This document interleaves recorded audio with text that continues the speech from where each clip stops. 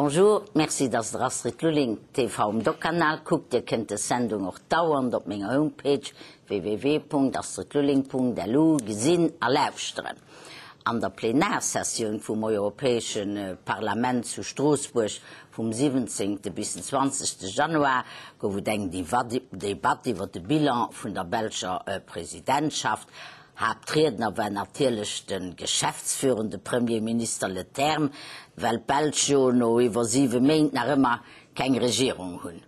Es gab auch eine Debatte nach der Präsentation vom Programm von der ungarischen Präsidenz, die den ungarischen Ministerpräsident Orbán gemacht hat. Leider ist die Debatte von bestimmten Leuten usurpiert worden, für anstatt über das Programm von der ungarischen Präsidenz zu diskutieren, von allem, da dem stridden ungarischen Mediagesetz angeprangert haben. Das geht ein bisschen zu. Wichtig ist, dass die EU-Kommission endlich eine Analyse vorlegt, für festzustellen, ob das Gesetz nur gebessert muss gehen oder nicht, was sie auch versprochen und tun gern. Also da muss man mal darauf warten. Ich will aber heute von allem über eine wichtige Legislativdecision informieren, die alle Bürger direkt betrifft.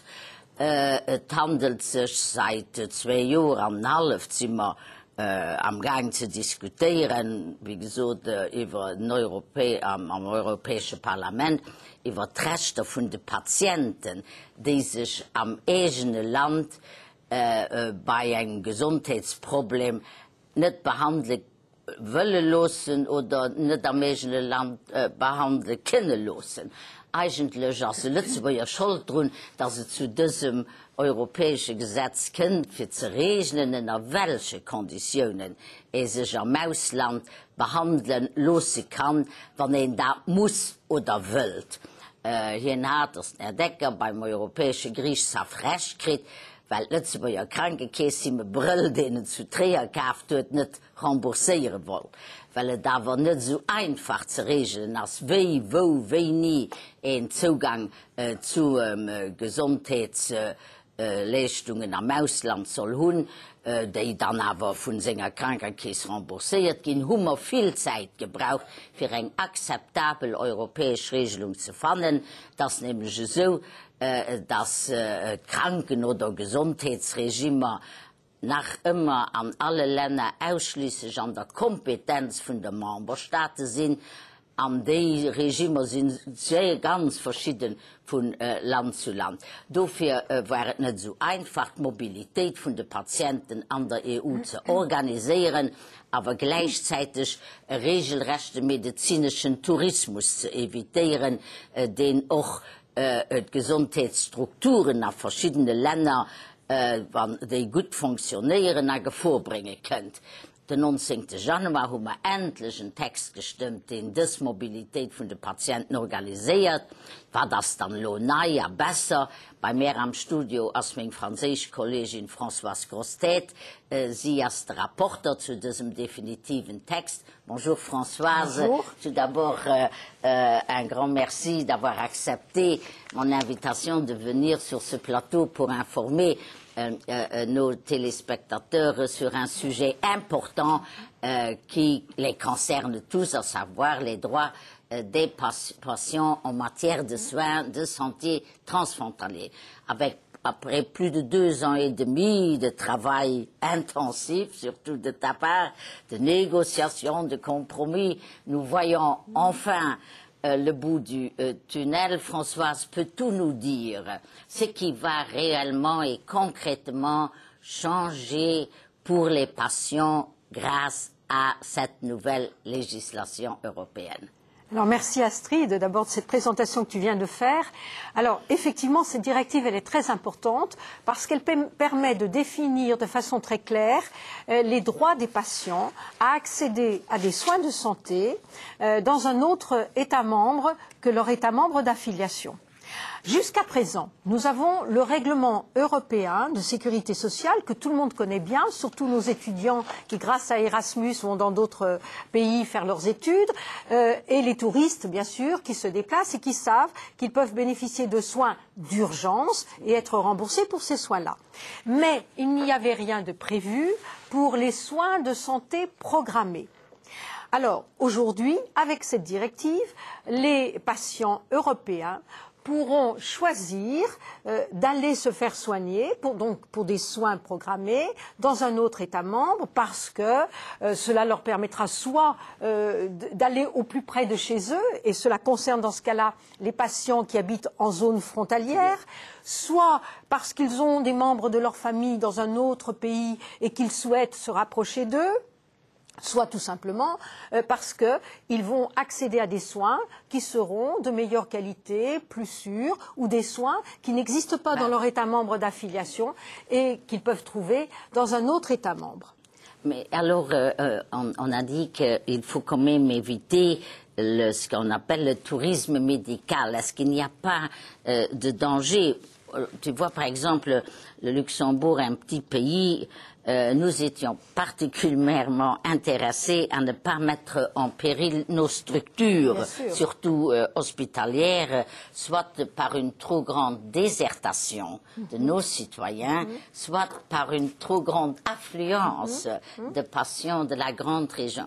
Est-ce qu'on peut éviter cela avec l'autorisation préalable? Bien évidemment, Astrid. Alors d'abord, tu as parlé du tourisme médical et je voudrais dire que cette directive est faite surtout pour ne pas créer ou développer un tourisme médical. Cette directive, elle est faite pour les patients qui ont des besoins médicaux.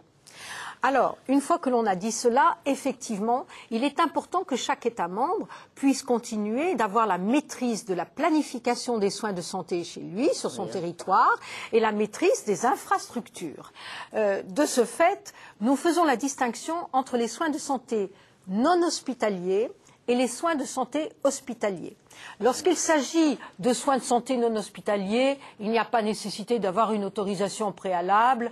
Le remboursement des soins se fera comme avec le règlement européen de sécurité sociale par compensation entre États membres. Mais lorsqu'il s'agit de soins hospitaliers ou de soins hautement spécialisés, c'est-à-dire des soins qui sont nettement plus coûteux, à ce moment-là, effectivement, les États membres peuvent décider de mettre en place une autorisation préalable.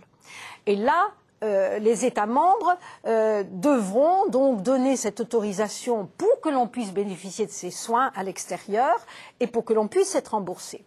Alors, c'est vrai que le Parlement a obtenu néanmoins que les critères de refus de cette autorisation préalable soient bien définis. Qu'on ne puisse pas abusivement dire que parce qu'il y a un intérêt général, on ne va pas autoriser le soin à l'extérieur. Mais on peut imaginer qu'un État membre refuse cette autorisation préalable tout simplement parce que l'état du patient ne lui permet pas de se déplacer. Prenons l'exemple d'un malade cardiaque gravement atteint. Sa caisse d'assurance maladie peut très bien lui dire qu'il n'est pas question qu'il se déplace, qu'il prenne un avion ou qu'il ait un voyage un peu long à faire parce que c'est beaucoup plus préjudiciable à sa santé que cela n'apporte d'avantage. On peut aussi imaginer qu'un patient veuille aller dans un État membre où il y a une épidémie qui se développe. Dans ce cas-là, il n'y aura pas d'autorisation préalable.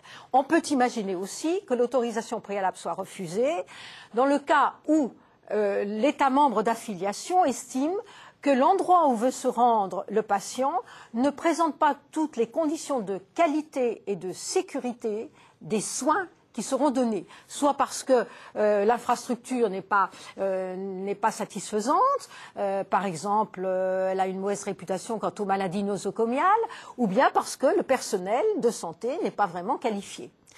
Donc voilà les raisons. Il y a des garde-fous. Ce sont des garde-fous. C'est vrai qu'il y a une clause de sauvegarde pour les États membres, parce que les États membres gardent toutes leurs compétences, bien évidemment, quant à leur politique de santé.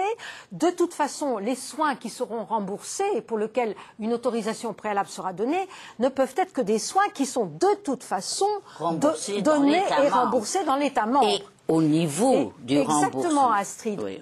Le remboursement se fera au maximum au niveau du remboursement qui serait fait si le soin était donné sur le territoire de l'État membre d'affiliation.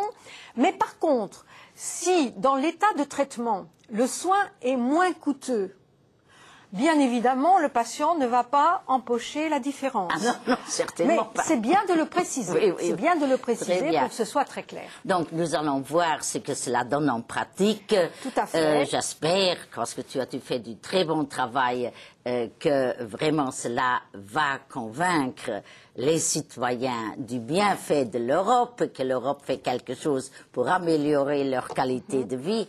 Merci beaucoup, Françoise, de ces informations. Merci auch, dass du noch gelauscht hast. Hab ich gespannt.